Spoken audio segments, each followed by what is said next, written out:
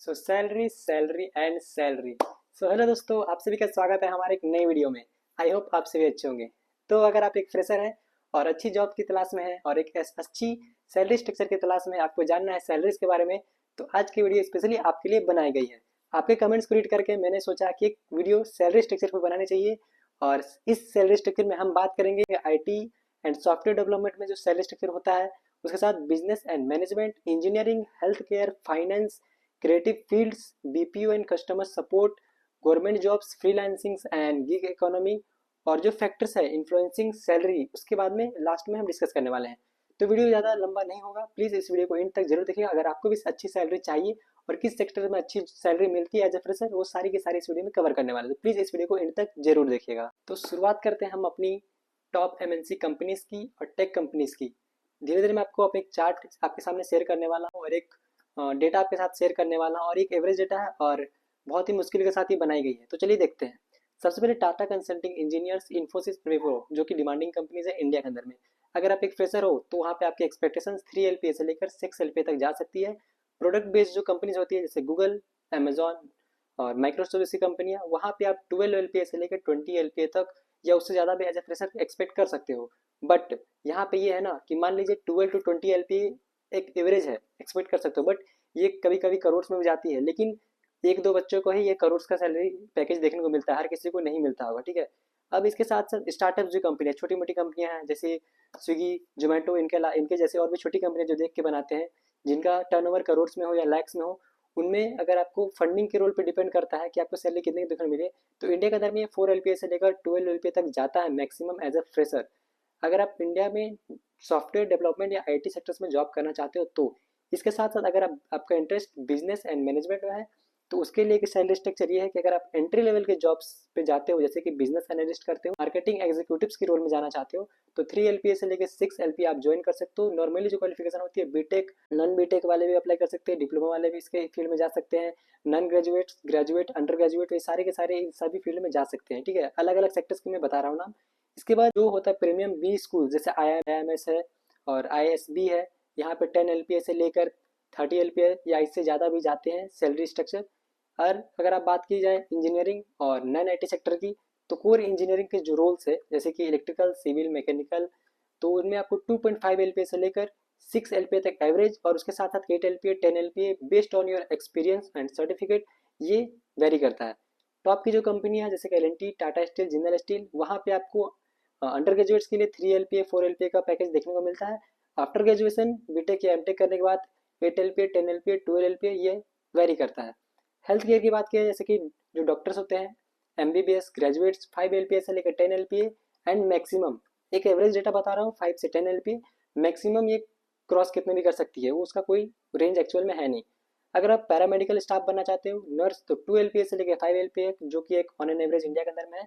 अगर आपका interest finance में है, ठीक है, बहुत सारे 10th के बाद फाइनेंस के रूट में जाना चाहते हैं, जैसे कि अकाउंट्स बनते हैं या टैक्स कंसल्टेंट बनते हैं, तो 2.5 LPA से लेकर 5 LPA तक जाता है, मैक्सिमम कोई रेंज नहीं है। सेकंड पॉइंट आता है फाइनेंस में, इन्वेस्टमेंट बैंकिंग और बिग फोर फर्म्स जैसे कि CA CFA होल्डर्स को 6 LPA से लेकर 15 LPA तक जाता है।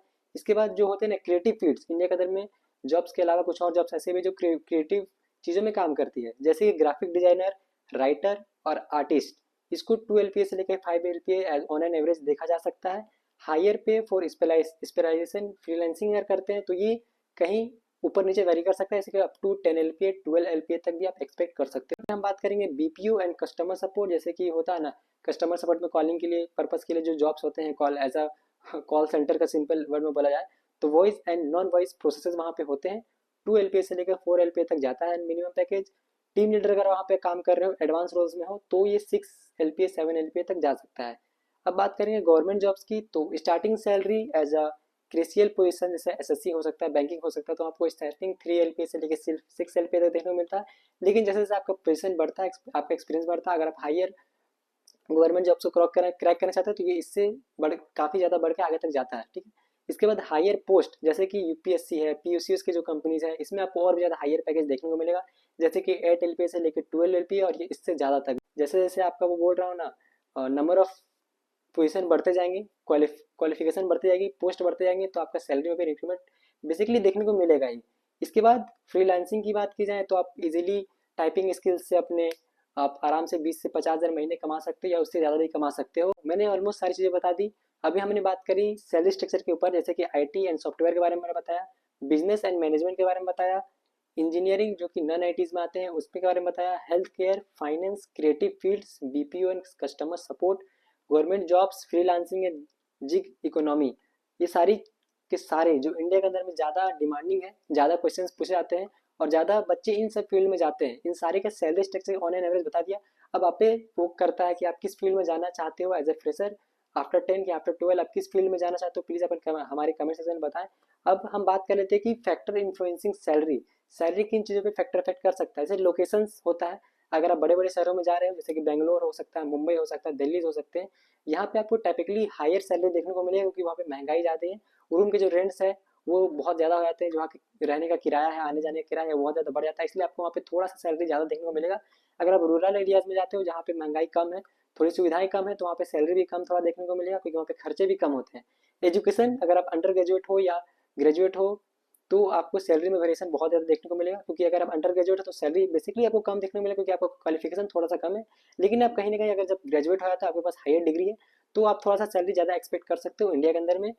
और इसके बाद इंडस्ट्री डिमांड जो कि लास्ट पॉइंट हमारा, जैसे आपका जैसे से एज ए फ्रेशर के बाद जब एक्सपीरियंस के फील्ड में जाते हो ना तो वहाँ पे स्किल्स, मशीन लर्निंग और बहुत सारी चीज़ें ऐसे आपके डिग्री के साथ साथ कैच हो जाती है, मैच कर जाती है, वहाँ पे आपको सैलरी का डिमांड और ओबियसली देखने को मिलेगा। तो आई होप आप लोगों को वीडियो पसंद आया होगा। मैंने इस छोटे से वीडियो में हो सकता है एडिटिंग अच्छी ना की गई हो, वीडियो का स्क्रिप्ट अच्छा ना किया गया, बट ये जो सैलरी का स्ट्रक्चर है ये बिल्कुल ही ओरिजिनल है और बहुत ही सटीक तरह से खोज के उन्हें एवरेज निकाल के लाया हूँ। तो आई होप आप लोग ये कंटेंट पसंद आएगा। अगर इसी तरह कंटेंट्स आपको और देखने हैं और भी किसी कंपनी के बारे में जानना है तो प्लीज़ कमेंट सेक्शन में अपनी राय दें, हम वहाँ पे आपके कमेंट्स को रिप्लाई करेंगे और आपके लिए और भी इंटरेस्टिंग वीडियोस बनाने की कोशिश करेंगे। तो तब तक के लिए मिलते हैं किसी नेक्स्ट वीडियो में किसी नए टॉपिक के साथ। जय हिंद, जय भारत।